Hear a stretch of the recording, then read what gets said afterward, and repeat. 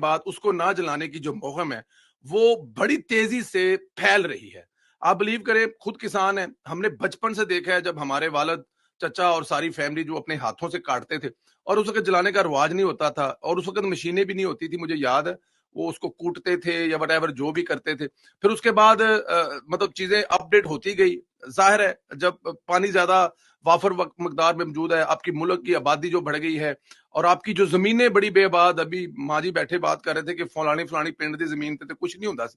अब वो सारी की सारी जमीनें आबाद हो चुकी हैं, तो जाहिर है लोग जो हैं वो काटने के लिए उसके लिए अवेलेबल नहीं है। और फिर दूसरा, दुनिया जदीद हो गई है,